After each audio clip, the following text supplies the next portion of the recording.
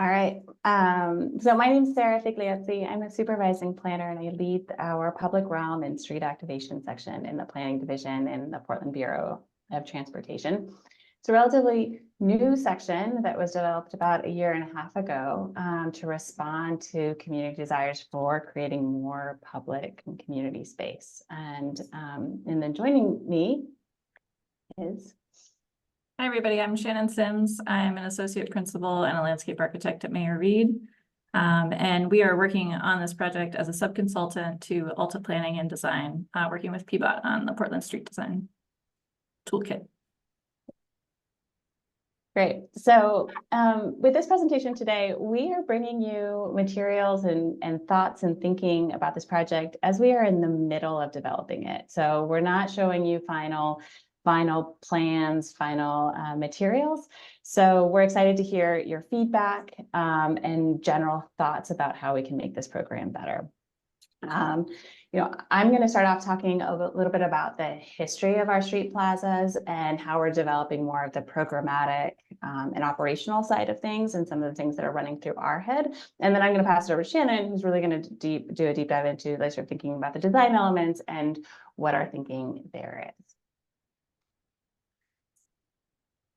Okay, so often we talk about why is PBOT doing this work? Why is PBOT developing street plazas out? And largely it's because we are the steward of the largest amount of public space. It's in the central city. It makes up 40% of our land.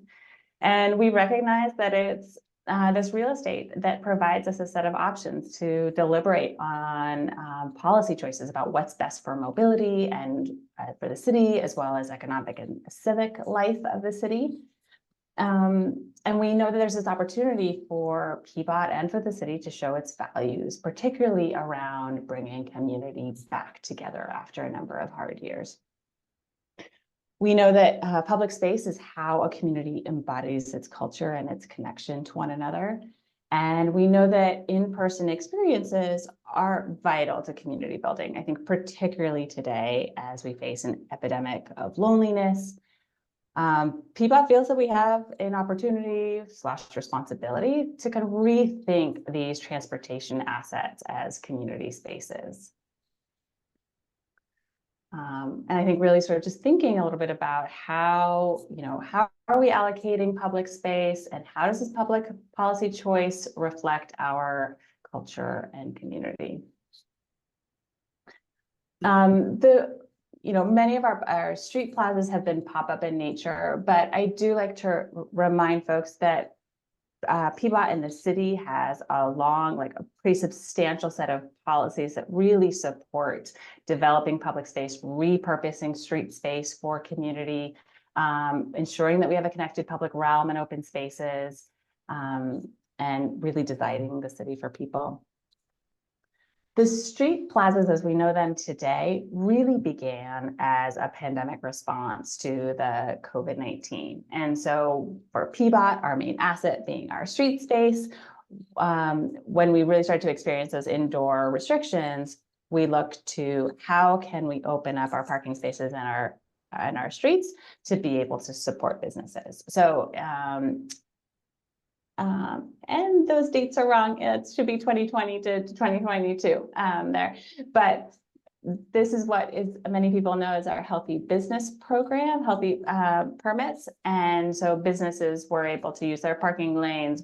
In many cases, we worked with the neighborhood association business districts to be able to look for ways in which if we couldn't use the parking lane, we could close down the streets for their use. PBOT issued over 900 different permits in those spaces and really made sure that those, they were all free at the time and trying to be able to be as responsive as possible for those issues that folks were experiencing. Through community surveys in 2021, 2022, we saw overall high support for this type of street use from both neighborhoods and businesses alike. And so beginning in 2022, we really began to evaluate in terms of how can we take what have been permits to third parties, these specific businesses, transition them back into PBOT control under a PBOT Public Street Plaza pilot. And really what that meant was shifting that management of that space, the management of the street barriers and so forth, and thinking about what that looks like to create community space versus a purely private intention of supporting those businesses.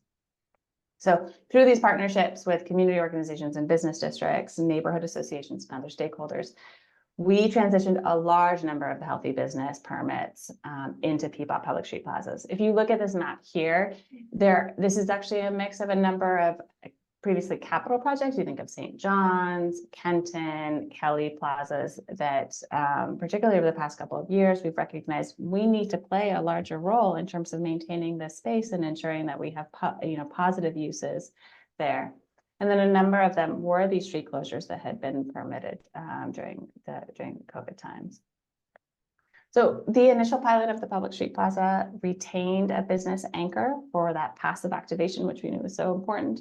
And then we worked to ensure that we could add these sort of public seating in places and really sort of thought about how do we increase the size, the intensity of the street murals. So just using paint on the asphalt.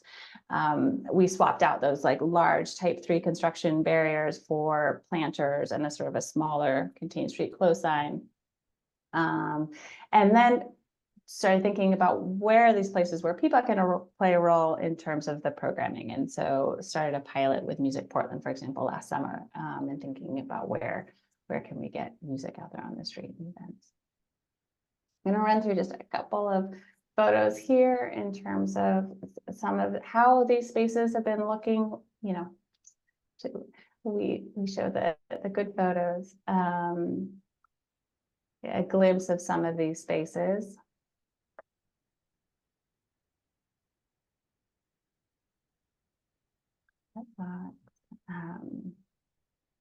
And so now, as we think about how do we create a formal permanent program, particularly since we have seen more and more requests from communities about, oh, well, can we close down this street? Can we know, what do you think about this street as creating a community space?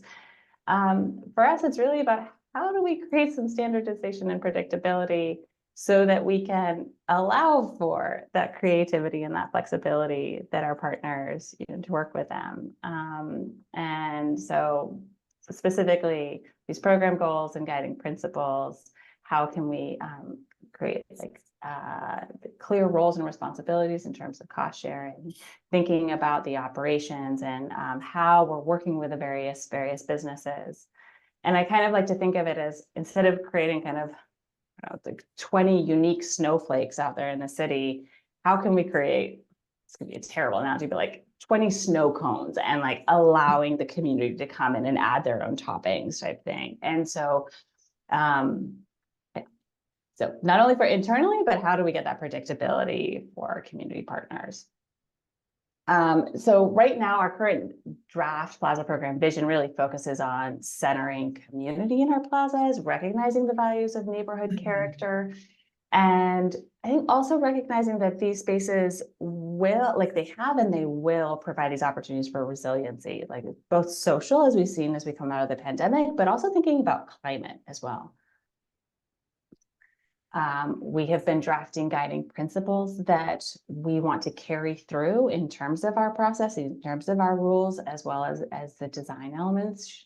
Shannon will talk about additional design principles that we're considering. The new program will formalize 3 tiers, basically, of a plaza framework that really speaks to the levels of PBOT investment as well as sort of this durability of materials. And so this idea of like recognizing exploratory plazas today are really an opportunity to test a space, to work with the community partners, see how well the space can be used, and then through evaluation and through public feedback, see, is this a successful location? Most likely, and again, if we look at our experience to date, the past 3 years, we're investing around $20,000 in terms of those materials. Then with these permanent plazas, once we have an established location, how can PBOT, when PBOT has capital dollars, how do we inject additional funds in these like places that have demonstrated success, and really kind of creating a quote unquote permanent, and then transformational, recognizing that we're trying to set up these spaces so that when we do have further like really substantial capital, we can create a place. And Shannon will get into this a little bit. One of the really big, tricky, meaty issues that we are working on right now is talking about how we can share the roles and responsibilities and really understand where is the interested parties to create successful plazas. So obviously, unlike our capital projects where we build a street and it works, we know that these places require this kind of ongoing daily operations, thinking about programming and just thinking about a successful place. And as we develop and sort of think about this work, trying to understand the opportunities for shared spaces, and really, this slide here is just recognizing that you can have sort of initial city capital investment, and how do we bring our community partners along so they are taking a larger role, think about your toppings, et cetera, about ownership over the space and stewardship of that space. And so this is a lot of the conversations that we're having right now, trying to think about what's the right mix, who are the right partners, and particularly in Portland with an absence of business improvement districts. And we have some enhanced service districts, but it's a very different landscape than other cities that have successful plaza programs. The other area, which is very much adjacent, is just sort of thinking about these plaza operation guidelines. So a lot of the stuff from our side of the words is, how do we think about how these mechanisms and processes to ensure that we have community input around our decisions? And what are those decisions? How do we allocate the commercial and public space, particularly in these spaces that were entirely given to private businesses through a third party? What do we think, how do we encourage the vending and the commercial activities that we want, and we prohibit the ones that we don't want? Also thinking about city assets versus elements that are contributed by private parties. And then even with programming, what are the processes in place that we have there so that we can encourage programming, but be able to coordinate it and the calendaring and so forth. So these are a lot of the conversations we're having. Really quickly, in terms of this timeline, we'll be going to City Council to give a quick update in terms of where we are in the coming month. And we hope to wrap up this work as of fall of next year. Much of our efforts today, there has been a lot of conversations with the public through a community sounding board, our own internal TAC, a number of in-person events that have happened, really trying to sort of ask, and focus groups and interviews, trying to understand the public, how do they want to use these spaces? What are the most important elements for them? And where should these priorities be for the city as we think about the design, and also, again, these kinds of operational guidelines and rules? Shannon, I'm going to pass it on to you. Thanks, Sarah. So I'm going to come back to a slide that Sarah spoke to a little bit earlier about the sort of phases of development of a street plaza. So a lot of you are familiar with the plazas that we have operating today. And those are what we would consider to be sort of the proof of concept. If you close the street, people will come. If you provide space for them, that's welcoming. So that's kind of what we consider the exploratory plaza phase. A lot of the work that I'm doing on this project is developing the toolkit, the design toolkit for the middle phase, that what we're calling the permanent plaza phase. And as you can see, the idea is this is where we get to upgrade the materials. We have a longer lifespan expectation for the materials that will be in the space, up to about 10 years, perhaps. And the idea is to make them, more attractive, more comfortable, more functional, and to enter that kind of official partnership that Sarah just referenced with PBOT and other partners who come together to steward each individual location. So a lot of what I'll talk through is about this sort of middle phase of plaza development. And I just want to make the distinction, transformational plazas, we certainly hope that we get to see these more throughout our city, but they are more significant investments, full depth repave, for example, real in-ground plantings, may more opportunities for structures and footings and things. The middle phase is more of a treatment on existing street, so making it distinct, creating a surfacing material, adding planters, adding furnishings, but sort of a middle step between the exploratory and the full transformational. You can go to the next slide. So the toolkit that I mentioned, we see really as one piece of the whole picture. Plazas really operate at the intersection of a PBOT standard design toolkit that will provide some really basic elements like that surfacing material, like the furnishings for public seating, barriers to the street, planters. But we also know that every plaza is its own space, and the particular people who will come together to create that plaza and maintain it over time are going to bring unique opportunities, unique character and flair, either in terms of actual amenities on the site or in terms of how it's programmed, or both. So I just want to clarify, I'll be kind of focusing on the toolkit side, but this is, the other side of the Venn diagram is the 20-foot robot sculpture. There's going to be these great opportunities for something really character building and unique to happen in the plazas, and we welcome that, and we see that as part of the whole vision. Next slide. So we've developed some specific goals, particularly about the toolkit and what that is trying to accomplish to help us sort through the world of materials and products and what could possibly be part of this. So foremost, we're really trying to create comfortable, welcoming, and accessible spaces. The toolkit is attempting to create cohesion and legibility of the plazas and make them distinct from the rest of the street, so they're really understood as pedestrian spaces and public spaces.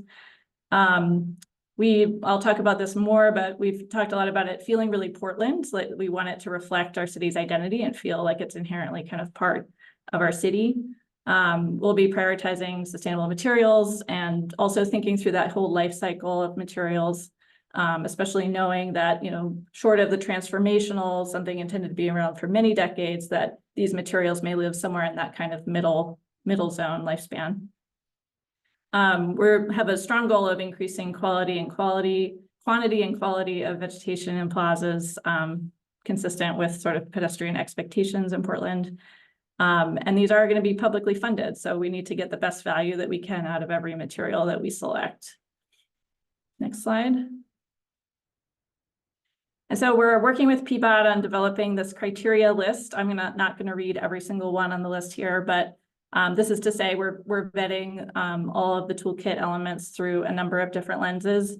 Some kind of high-level criteria that we're using. We're trying not to rely too much on furnishings or amenities that require permanent in-ground footings. So a lot of things either superficial on the street, no mounting, or lightly anchored. We're of course having lots of conversations around maintenance and making sure that we're selecting materials that can be maintained by PBOT or partners, knowing that there could be like an MOU and a partnership for stewardship of the different spaces.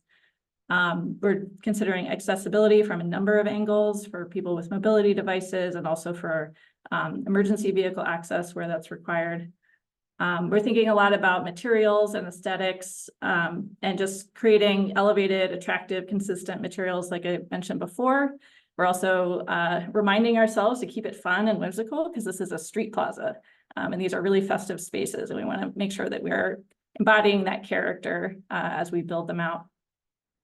And then, depending on different funding sources, there may be federal funding coming in the future for these plazas. And so we want to make sure we are compliant with requirements that may be part of those funding streams, like Buy America, for example. Next slide.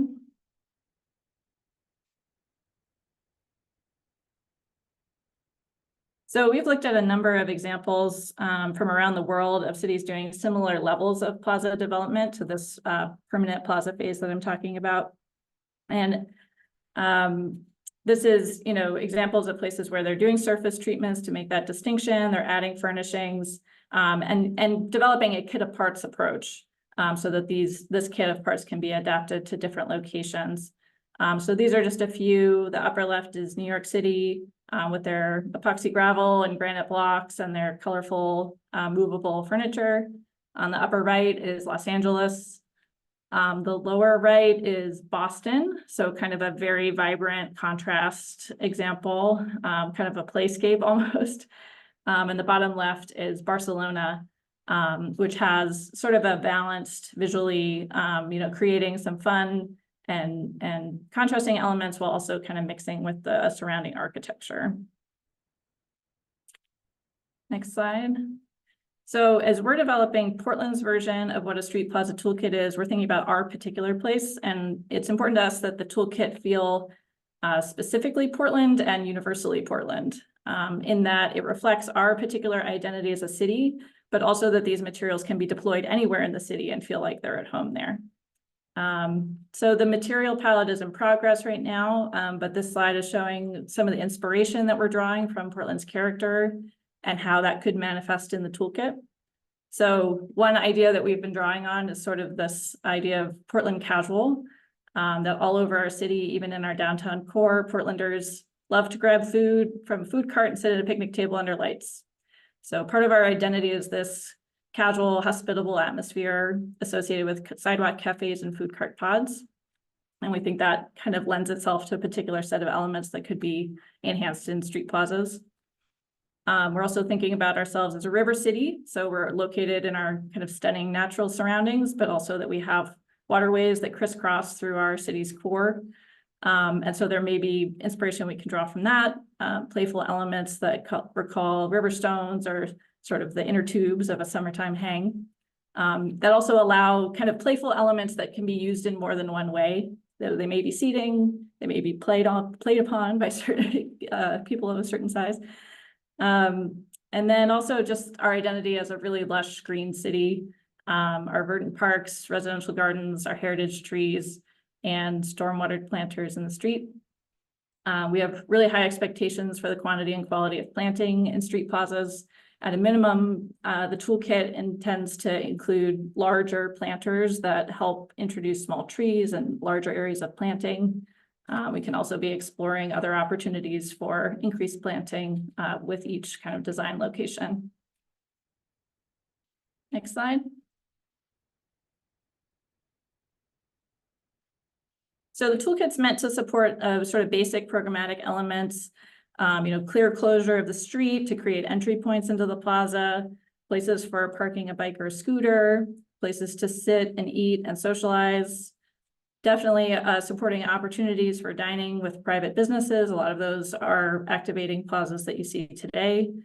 Additional spaces for play or for events as available.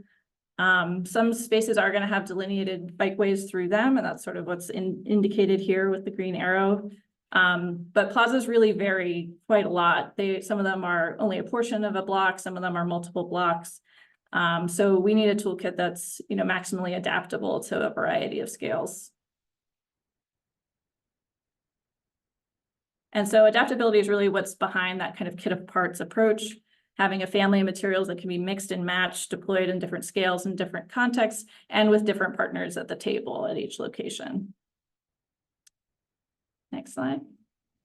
So PBOT does have funding for implementation of the toolkit in 2 locations, and design is anticipated to start later this year.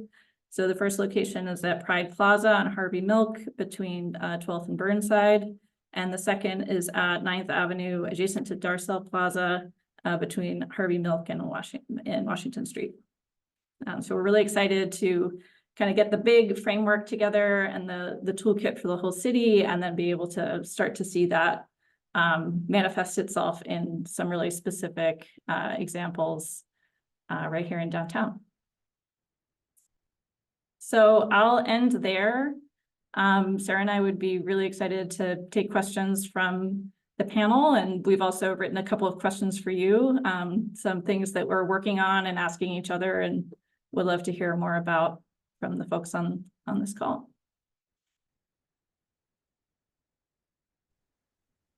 Awesome. Thank you, Shannon. Thank you, Sarah. All right, well, let's see. I'm just re-logging on my computer. So I actually don't see any comments before 12:27. So Jeremy, if you don't mind helping me out on those. but I'm gonna maybe start with the questions that you have on the screen as a kind of script guide. I think it'd be good to get the feedback that you're specifically seeking. And gosh, how are we gonna do this? Sure, I can chime in, Fiona, with some of the questions that popped up in the chat. So we Okay. had a couple from David before he hopped off. He was asking about investigating funding sources to encourage investment into right-of-way locations. So things not owned by community properties that are adjacent. So just curious to hear a little bit more elaboration on some of the funding models that you all are anticipating for some of these projects as you move toward implementation. I don't think we have clear answers there. I mean, typically how the city approaches seeking capital costs is, again, going after projects, right, with scopes and looking at very specific locations with sort of a design model and our community partner in place. And so that's the capital side.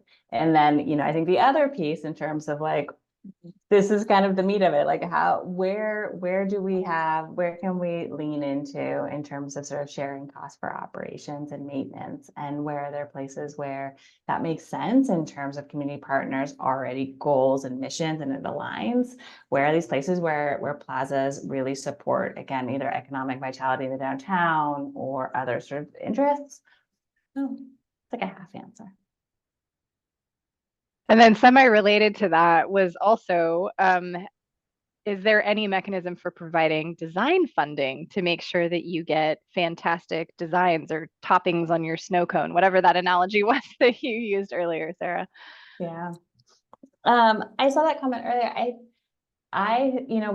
Typically, obviously, when we go after funds, there's always an element where we're asking for design dollars. I think the key here is for us to remember, this is something we kind of want to talk to you all about, is that we have a toolkit, but that doesn't mean actual design of a specific space. And so I think we all need to keep it forefront in terms of ensuring that we still are asking for those design funds, and the time that it's going to take this toolkit and then be able to apply it in the context of that specific space. And again, the challenge that we always have with engagement is making sure that we have enough time to really be able to get the feedback from the community. And Shane, I don't know if you have anything else to add there.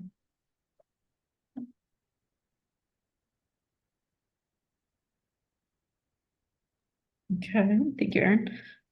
Maybe I'll pick it up. Sarah Robertson has a good question about ADA and accessibility, and specifically, the curb is always kind of a 6 to 8 inch barrier that you need to design around to make that happen. Do you have any good light you can shed on some ideas for that, and how you can think about design or just kind of treatments that are flexible?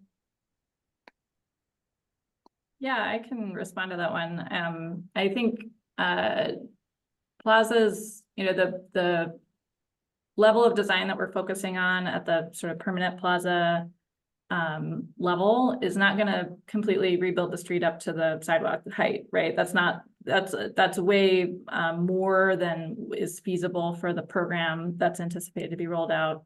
That would be great, and we hope we get those transformational projects in the future. For that more interim step, I think we will definitely, as these are laid out in specific locations, be looking at those access point, what is the accessible route into this space? So there would be really clearly defined entry points at a minimum from either end, but a lot of times there's going to be an opportunity, also mid-block to enter into plazas using existing curb cuts and curb ramps. And then also materials placed in plazas will be thought through in terms of accessible routes among them, so that once you're in the plaza space, also if you have a mobility device or a particular need for, to get to a certain type of furnishing, that would be in kind of the way that the site is laid out.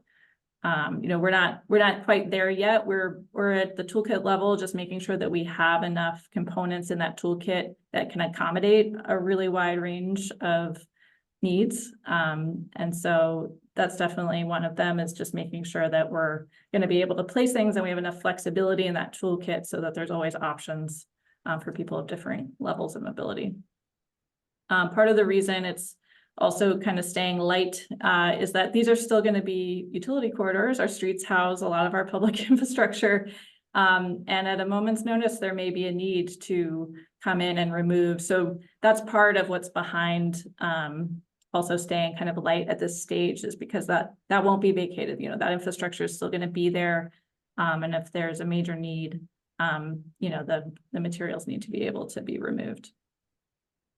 I think one thing as well in terms of, I mean, obviously building out our ADA accessible curb ramps is a huge priority and focus of the Bureau, and it's incredibly costly. And so trying to figure out how do we rely on the existing efforts of ADA ramp construction, but also lean into where the places where we can't do that. I know that, for example, Sunday Parkways has been able to put in sort of temporary ramps in like some locations. And so there's still some places where we can think about temporary measures, but that is still work that we're thinking through.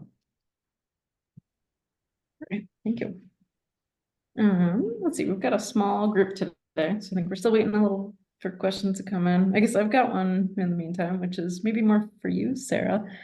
It's just, is there a way that the Bureau can kind of measure the social and economic benefits of this kind of long term? Is there some way to put your arms around that figure or statistics, or is it just kind of too hard to quantify? Certainly other cities have done, taken stabs at trying to do this, like the quantitative evaluation, whether or not that just be simply through the number of people, right? So actual counts of people. And it's not the direct tie in terms of what the economic impact is. And then, you know, for example, like Clean and Safe and the Metro Chamber, they have used sort of these more mobility data, like data counters using cell phones and trying to get a sense of is the number of people moving through these spaces increasing through like cell phone data, which is an opportunity. I have seen and sort of helped been adjacent to some studies that PSU has done related. This is more related in terms of biking and bike parking, where we've actually like worked with adjacent business in terms of looking at receipts and say, but it's hard because we don't have sales receipts, like sales tax, to be able to sort of do that measure. Yeah. Generally, the way we have looked at the evaluation of the program to date, one, we have been looking at the opportunity for data counts and how can that work, and also thinking about the number of events that are happening in the spaces. And right now, at this moment, still early in the program, in this pilot, a lot of it has been a focus on the number of relationships that we're building with various community partners. You know, we are set up to create spaces, and we need those community partners to come in and do the programming. Like, we can't be the jack of all trades. We cannot, you know, hold the events, et cetera. So really building up our network of invested stakeholders and partners. Right. Let's see, I'm looking at our chat box. Zach's got a comment, definitely really good interest in resiliency. Looking at urban heat island, interest in just more planting material to really combat that. Let's see. Heather, I'm going to try to paraphrase this. Elements in our street furnishings of cast metal, streetlights, benches, water fountains, etc. We have a common character of streetcar commercial main districts that run throughout downtown and east side, and I'd love to see a picture of that character in your identity influences montage. Additionally, would advocate for 1 to 2 east side pilot plazas, which have similarly yet different engagement and issues than a downtown plaza. Yeah, so thinking about different areas of the city, you know, does that montage for inspiration kind of look different, feel different? How are you treating different kind of community identities? I can jump in first, Jana, if you want to. I mean, I think, and we will see how the design toolkit plays out in the individual spaces. And I think a lot of it is going to be, what does the community want to come in with like with their ideas. To date, we have for the most part relied on the ground plane, these street murals to provide the color and the character. We have an amazing street mural at Dream Street, which is at Sumner and MLK, which was created by a local artist. But I think this has been sort of a big challenge and conversation that we've been having with Shannon is where are the places, what are the canvases in these plazas that allow for that character to bleed through. And then obviously it'll also be supported or discouraged by what kind of rules we come in and back it up, right? In terms of how much do we encourage of like what we call private encroachments, like how much are we allowing the partners to bring in elements and what those look like. Yeah, and although PBOT has funding for these first two implementation projects downtown, the program is not in any way meant to be limited to that. The scope of the project we're working on with Sarah right now is building a program that's meant to be citywide. And that's kind of where I'm coming from with the sort of specifically Portland, but universally Portland, because we do want to have standardization in the toolkit components, which are not the only pieces of the plaza, but they are kind of some of those basic elements, the public seating, you know, some of the road closure barriers, planters, to be materials that we are familiar with, that we know how they're maintained, we know how they're installed, that PBOT can help get those started in a number of different locations, and that a variety of partners can come together to maintain them. So we are looking for that kind of universality to the toolkit element, which is a challenge because our city is really varied. I would argue some of the things that Heather mentioned feel to me fairly specific to downtown, and that's not the only place that will have plazas for sure. There are already plazas, you know, in all quadrants of the city, and will continue to be. So yeah, our challenge with the toolkit elements is to make them feel universal enough that they can be used in all those spaces and that they're very adaptable to all the different situations that, you know, the context of each plaza. But absolutely, I think there's a real opportunity to have places for the community to kind of shine through. It can be street planning, it can be murals on walls, it can be graphics in other space, you know, other ways. I think, you know, the toolkit is going to be a little more kind of neutral pops of color, but like basic elements. And then I think the real expression comes in that partnership and the design of a particular location. You know, I don't expect the street plaza adjacent to Darcel really to, you know, it'll have some things in common with, but it will also have some distinctions from Pride Plaza. You know, even those first two will likely, you know, each space has its own flavor and character that's really meant to shine through. So that's behind it. And then also just the maintenance, you know, street paintings are maintenance intensive. They have to be repainted every year. They fade very quickly. They face the sun, they get rained on, you know, there's a lot of challenges. And so where the right combination of people come together to support that, that's great and certainly not precluded. But there will also be some sort of baseline toolkit elements that will be there and where the partnership support isn't, you know, for that high level of maintenance. I want to add one other thing that's, you know, been on our mind a lot as we, so particularly thinking about these design goals too, because you know, coming out of the pandemic and having these plazas that have, you know, some of them have large structures in them and so forth, we have this goal, and one of the things we've articulated is to provide some sort of consistency, a little bit of this, like, you know, branding is a strong word, but this is you know, a city street plaza. But also, we also want them to feel unique, and sort of trying to figure out where is the balance? How do we support that? How do we also like not have just a ton of stuff out on the street too? You know, because I'm often sort of thinking, well, what is, yeah. And I think there's a comment later on about just how well are these things wearing in the street? How frequently do they need to be replaced?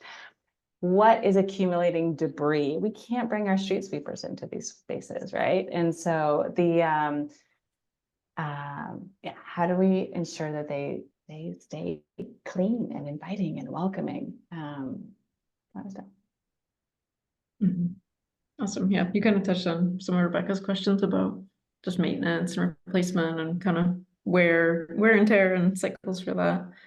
I guess kind of related, Allison has a good question about monitoring the plazas. I think, so you talked about kind of the qualitative benefits of these. And I'm thinking about like William White, will there be any sort of analysis on just how people are using these activities, and maybe also like an auditing sort of thing from a like compliance, once a year, will there be eyes on these just to make sure like, okay, they're fulfilling their agreement on what they said, and maybe we need to nudge them for effort.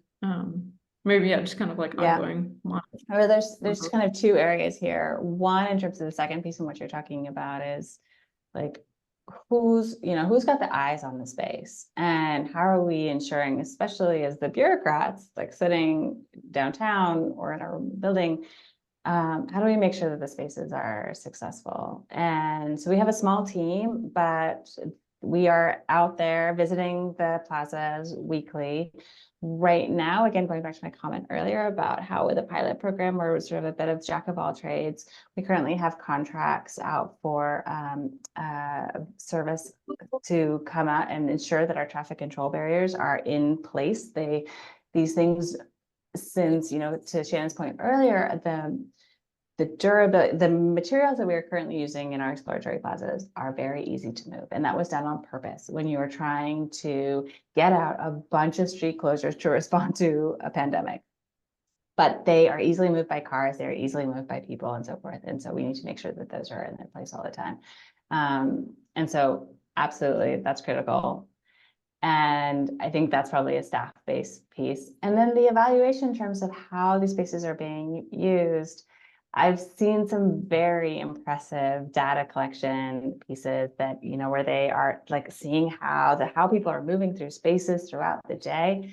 And for us, it's really a question about costs and so forth, and what kind of technology, what sort of opportunities are available. Because, and again, each space is very different. I can visit one location at 10 o'clock in the morning, it will be absolutely dead.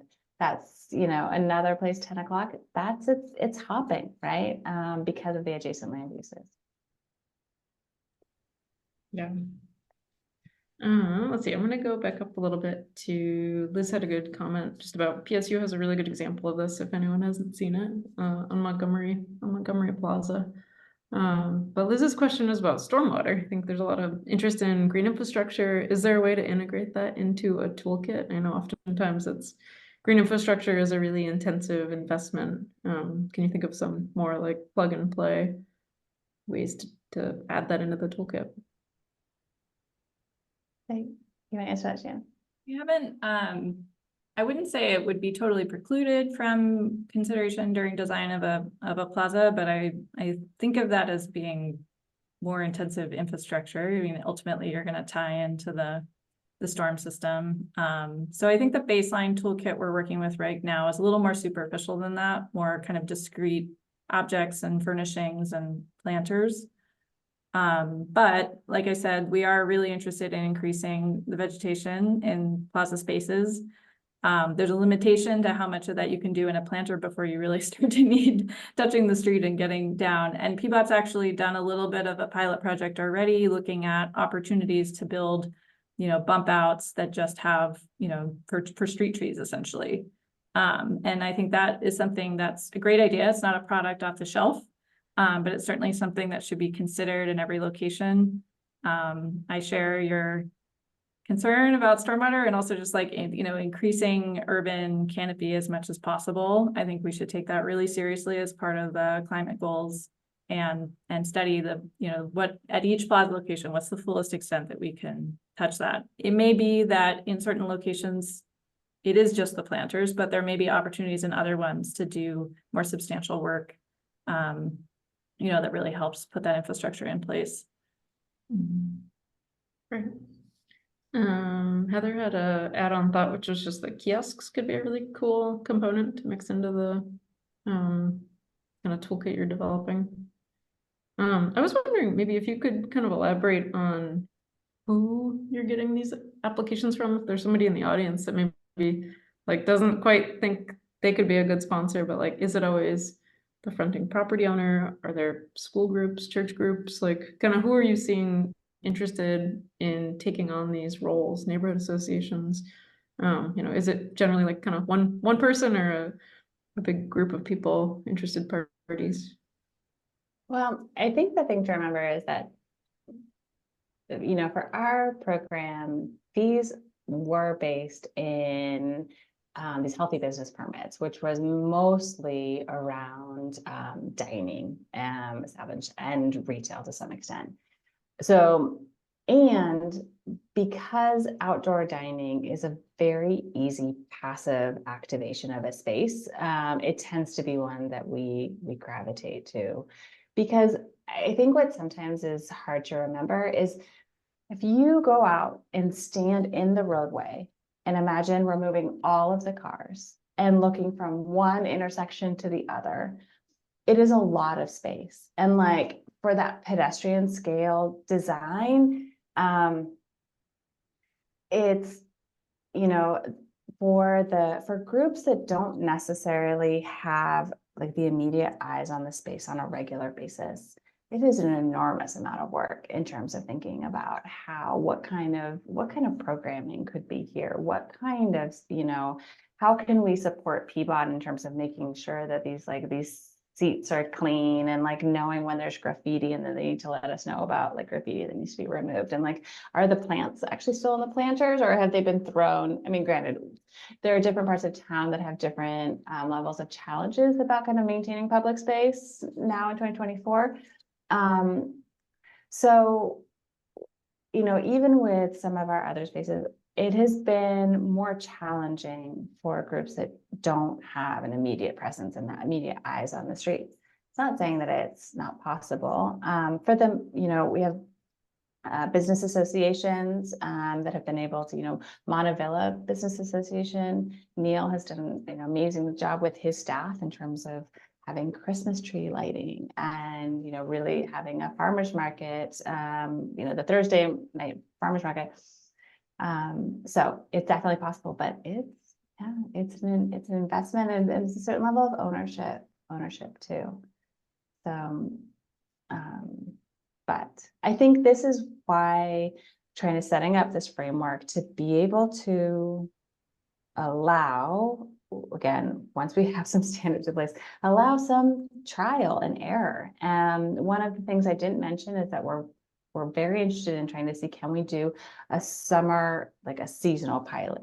What does it look like to try a space for a couple of months?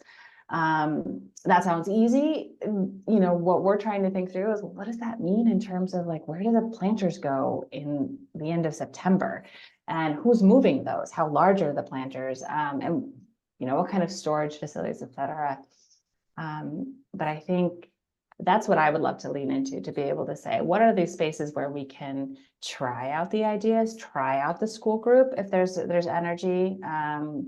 There have been great examples on like Northeast 30th and Killingsworth of the neighborhood association really embracing the space there and thinking about programming. So it doesn't always have to be the immediate adjacent business, for sure. And we want to provide some structure and predictability in terms of what our expectations are so that we can open the doors up. We're just not quite there yet. So yeah, no, that makes perfect sense. I think also Heather had her hand, like a physical hand raised a couple minutes ago. Heather, did you want to chime in with some nuance to your question and comment?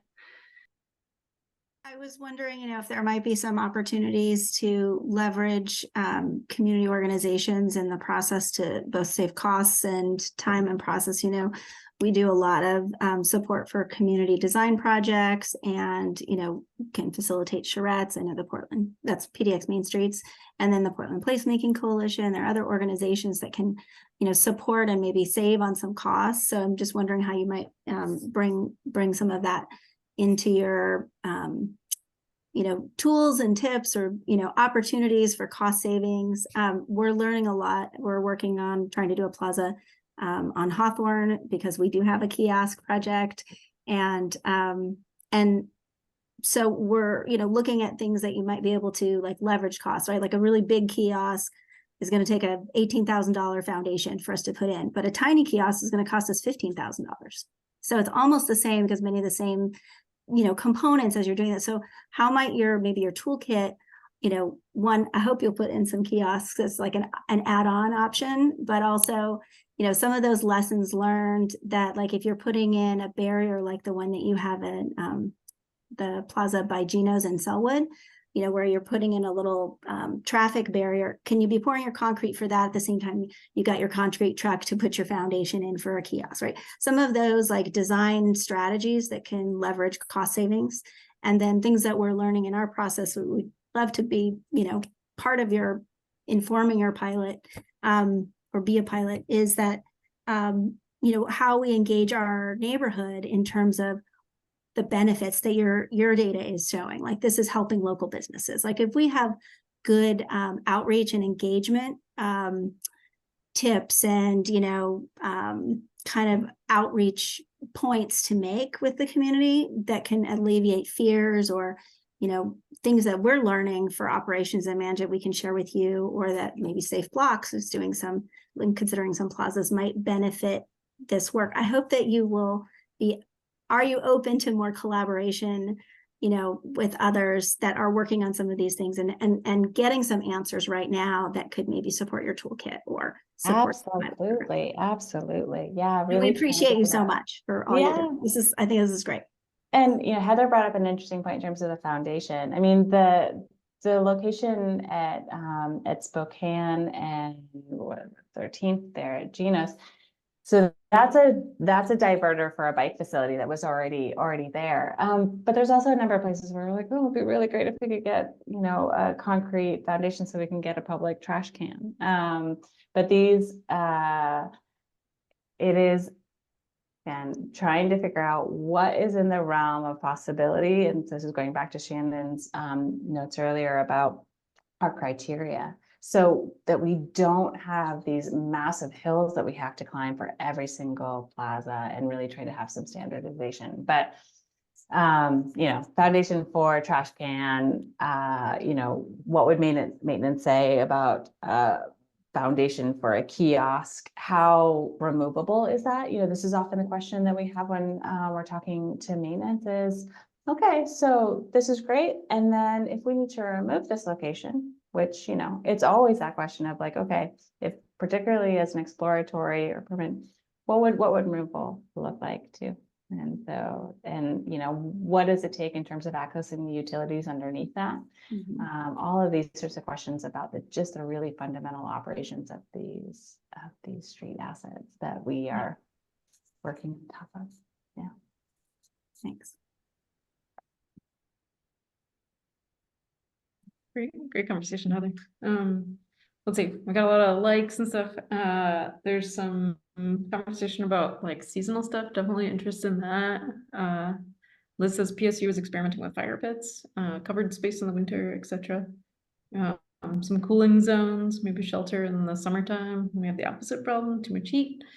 Let's see, Kara says piggybacking on some of Heather's comments, how might the community stewardship model be part of the toolkit? Like, is that going to be a component of what gets kind of posted to the website? And I think maybe kind of transitioning, I know we're nearing the end of our hour, is just what does the kind of adoption of this toolkit look like? Is that just materials posted to PBOT's website? Like, what is kind of the end goal of this work product? Yeah, I think, with the toolkit, at least what we're envisioning now is really giving us sort of the set of materials for us to use when we're going in and designing a new space as the building blocks.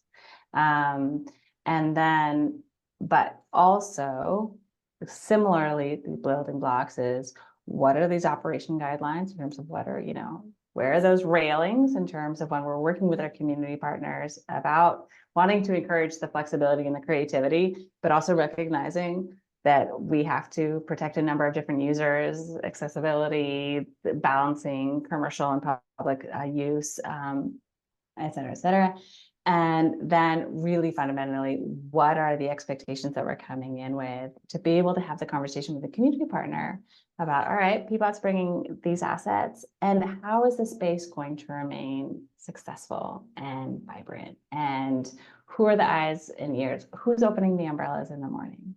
Who is, how are we taking care of graffiti and these sorts of pieces? And that's just going to be a lot of the conversations this summer about what are all the elements about a successful place? Where are all of the other opportunities? You think, go back to Shannon's slide about sort of the PBOT place and the community partners. What are the basics in terms of creating a really successful place?